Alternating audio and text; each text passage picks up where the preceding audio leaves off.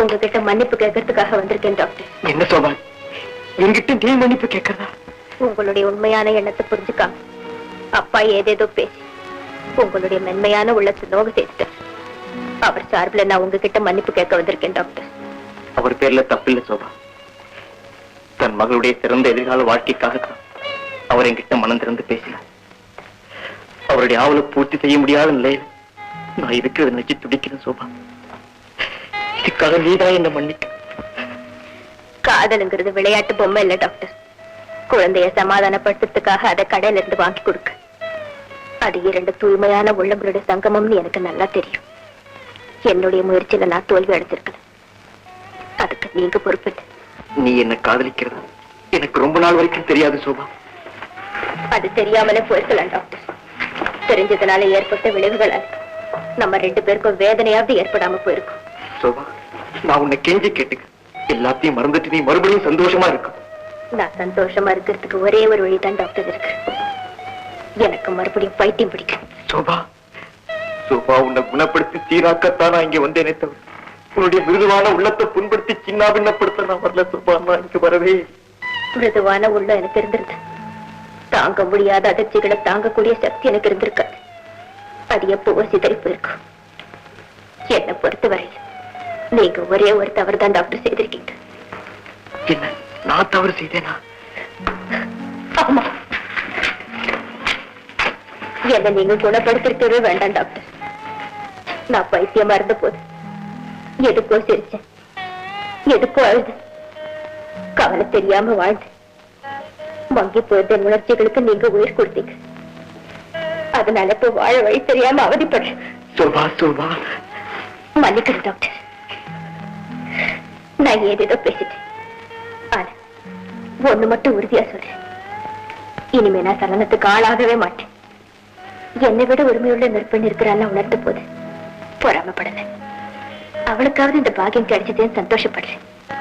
Doctor, உங்களுடைய திருமணத்துக்கு முதல்ல என்னுடைய மனப்பூர்வமான வாழ்த்துக்களை சொல்லிட்டு போகலாம் தான் வந்தேன். நான் வரேன் டாக்டர்.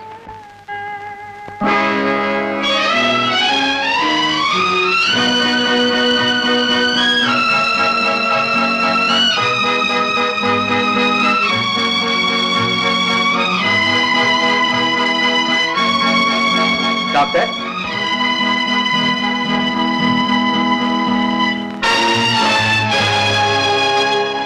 வாங்க சார். பரவாயில்ல, நான் தான் கீதாவோட சித்தப்பா. இவர் தான் ஃபாதர். அண்ணா, நான் சொன்ன இந்த டாக்டர் இவர் தான். நாங்க ஒரு முக்கியமான விஷயமா மேற்கொண்டு நீ பேச வேண்டாம். உடனே இந்த இடத்தோட பாப்பிடு. நான் கூட தனியா பேசணும். அண்ணா, வா அப்பா சொல்ல.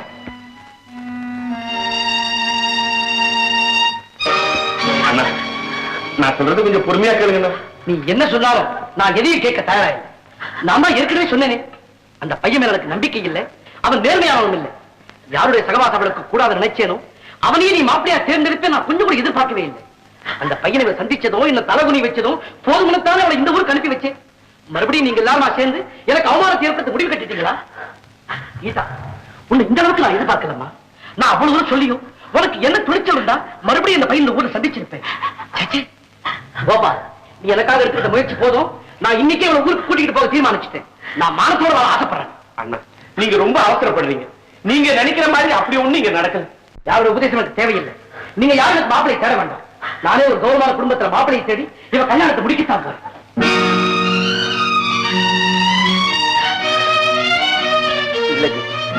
என்ன இருந்தாலும் இந்த மாதிரி சொல்லாம கொள்ளாம வீட்டை விட்டு வெளியே வந்திருக்கவே கூடாது. உங்க அப்பா என்ன வெறுத்திருக்கலாம். உன்னை எனக்கு கல்யாணம் செய்து தர முடியாதுன்னு மறுத்திருக்கலாம். நீ பொறுமையா அங்கேயே இருந்து உங்க அப்பா மனசை மாத்த முயற்சி செய்திருக்கணுமே தவிர இந்த மாதிரி வீட்டை விட்டு வெளியே வந்தா உனக்கும் கெட்ட பேரு, எனக்கும் கெட்ட பேரு. கீதா, நான் ரொம்ப பொறுப்புள்ளவன்னு உனக்கு தெரியும். உன்னை திருட்டுத்தனமா கடத்திக்கிட்டு போய் கல்யாணம் செஞ்சுக்கிட்டேங்கிற அபவாதத்தை நான் வெறுக்கிறேன் கீதா. 4 பேர் அறிய கௌரவமான முறையில் நம்ம கல்யாணம் நடக்கும் தான் நான் விரும்புறேன் கீதா. இல்ல சந்திரு, அப்படி நடக்கவே நடக்காது. எங்க அப்பா ரொம்ப பிடிவாதக்காரர். அவர் இந்த கல்யாணத்துக்கு சம்மதிக்கவே மாட்டார். என்ன வேறொருத்தருக்கு கல்யாணம் செய்து வச்சா சந்துரு, உங்களை இழந்து என்னால வாழ முடியாது சந்துரு, வாழவே முடியாது. கீதா, என் நிலைமை அதேதான். உங்களை பிரிஞ்சு நான் மட்டும் வாழ முடியும்னு நினைக்கிறியா? இந்த காரியத்தையும் நியாயமாவும் நேர்மையாவும் செஞ்சா வெற்றி நமக்குத்தான். வா, நானே உன்னை வீட்டுக்கு கூட்டிட்டு போறேன். உங்க அப்பாவை சந்திச்சு நிலைமை விளக்கு. வா கீதா. இல்ல சந்திர, என்னோட உங்களையும் சேர்த்து எங்க அப்பா பார்த்தா அவர் கோபம் அதிகமாகுமே தவிர குறையவே குறையாது. அதனால ஏற்படக்கூடிய விபரீதங்களை நினைச்சு பார்த்தா எனக்கு ரொம்ப பயமா இருக்கு சந்துரு. உங்க காலடியிலேயே நான் உயிரை விட்டாலும் விடுவேனே தவிர நான் வீட்டுக்கு போகவே மாட்டேன். அப்படியெல்லாம் சொல்லப்படாது கீதா. ஒரு பெண்ணு வீட்டை விட்டு வெளியே வந்துட்டா, அதனால அவளுக்கு ஏற்படக்கூடிய களங்கம் வாழ்க்கை பூரா அந்த பெண்ணை பாதிச்சுக்கிட்டு தான் இருக்கும். சோபா, டாக்டர், கீதா வீட்டுல நடந்த அத்தனை சமாச்சாரத்தையும் ஆஷா என்கிட்ட சொன்ன. அதனாலதான் நான் உங்களை தேடிக்கிட்டு வந்தேன். கீதா, நீ இப்படி நம்பிக்கை இழந்து அழக்கூடாது, மனசு தளர விடக்கூடாது. நீ என்னுடைய சகோதரி மாதிரி. நீ விரும்புற கணவனை அடையணும்னு நான் மனப்பூர்வமா பிரார்த்தனை செய்யறேன். காதலிச்சவரை கல்யாணம் செய்துக்க முடியாத ஏமாற்றம் ஒரு பெண்ணுக்கு ஏற்பட்ட, அதனால அந்த பெண் அடையிற துன்பம் வேதனை அப்பப்பா அதை நான் பரிபூர்ணமா உணர்ந்தவ கீதா. அது மட்டுமே டாக்டர் எனக்கும் என் குடும்பத்துக்கும் செய்திருக்கிற நன்மைக்கு பிரதிபலனா இந்த கல்யாணத்தை நானே நல்லபடியா நடத்தி வைக்கணும்னு நினைக்கிறேன். அதை சாதிக்க முடியுங்கிற நம்பிக்கையில தான் நான் வந்திருக்கேன். டாக்டர், உங்க சம்மதத்தோட கீதாவை அவ வீட்டுக்கு கூட்டிட்டு போறேன். அவங்க அப்பாவை நான் சமாதானப்படுத்துறேன். எங்க அப்பாவுடைய குணம் உங்களுக்கு தெரியாது சோபா. நீங்க இந்த விஷயத்துல தலையிடுறது அவர் விரும்பவே மாட்டார். இல்லை கீதா, நீ கள்ளங்கபட தெரியாதவ. டாக்டர் மனசாட்சியுள்ள ஒரு உயர்ந்த மனிதர். பவித்திரமான உணர்ச்சியோட நான் செய்யும் இந்த முயற்சி ரொம்ப தூய்மையானது.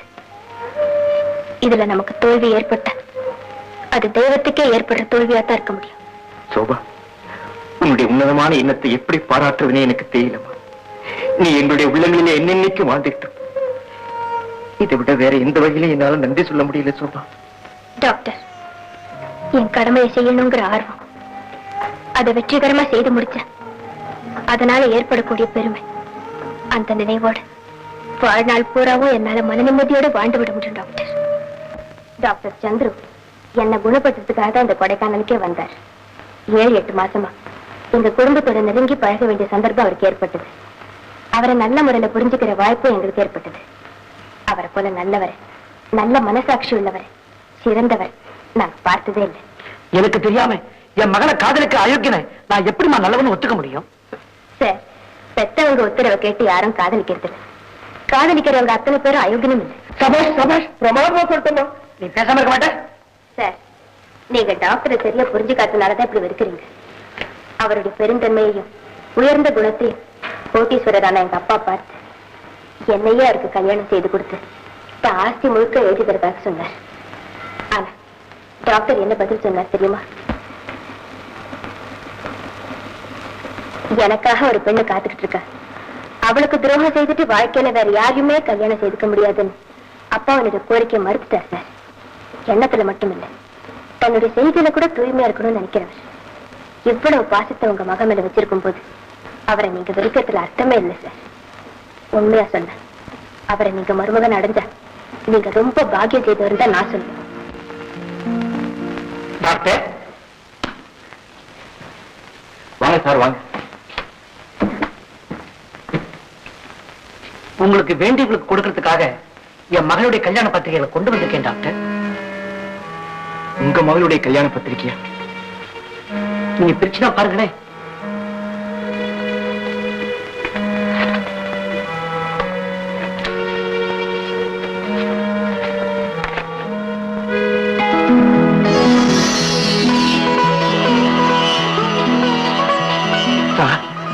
உங்களை பத்தி தவறா நினைச்சதுக்கு என்ன மன்னிச்சிடுவேன் டாக்டர். எல்லா விவரமும் தெரிஞ்ச பிறகு நான் உங்களை மருமகன் அடைகிறதுக்கு பெருமைப்படுறேன் டாக்டர். என்ன சார் சொல்றீங்க? உட்காருங்க, நடந்ததை சொல்றேன்.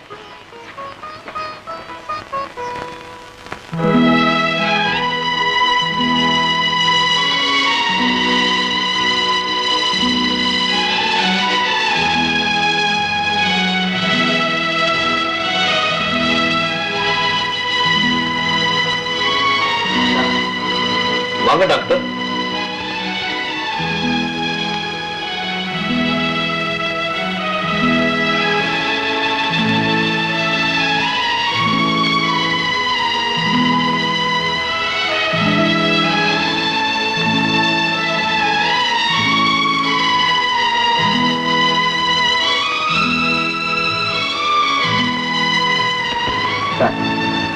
என் கல்யாண பத்திரிக்கை. நீங்க 2 பேரும் தான் பக்கத்துல இருந்து என் கல்யாணத்தை நடத்தி வைக்கணும். நாங்க எல்லாம் அவசியம் வர்றோம் டாக்டர். சோபாவை நேர்ல பார்த்து நான் அழைக்காம இருக்கேன். ஓய், உள்ள இருக்க போய் பாருங்க.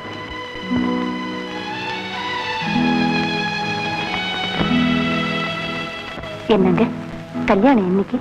22ஆம் தேதி சீதா.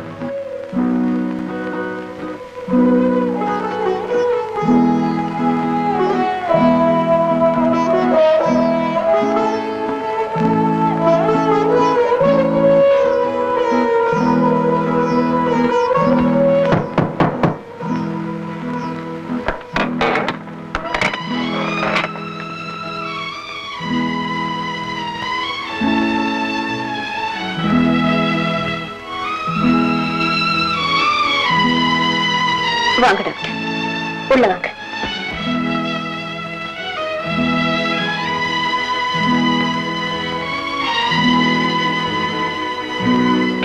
உட்காருங்க டாக்டர்.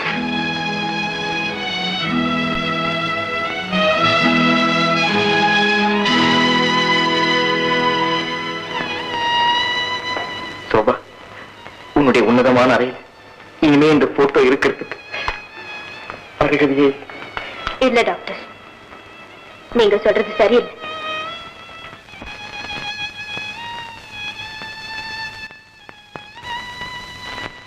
இது என்னுடைய வாழ்க்கையில பிரகாசத்தை ஏற்படுத்திய புனித உருவம் டாக்டர்.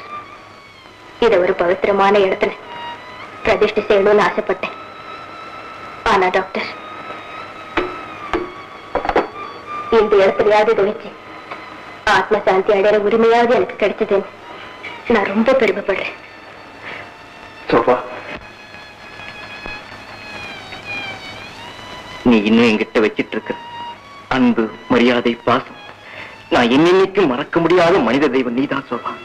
நான் பூஜை செய்ய வந்தவன் டாக்டர், பூஜிக்கப்பட வேண்டியவன். நீங்க என்ன ரொம்ப உயர்த்தி பேசுறீங்க. என் உள்ளத்துல இருக்கிறதா சொன்ன. என் கல்யாணம் நடக்கிறதுக்கு நீதான் காரணம்னு கேள்விப்பட்ட உடனே. இல்ல doctor, marriages R made in heaven சொல்வாங்க. திருமணங்கள் தெய்வத்தினாலதான் நிச்சயிக்கப்படுதான். ஆமா sofa, marriages R made in heaven. அதனாலதான் என்னுடைய திருமண பத்திரிகை நானே உங்ககிட்ட கொடுக்க வேண்டிய நிலை எனக்கு ஏற்பட்டிருக்கு. இந்த சோபா,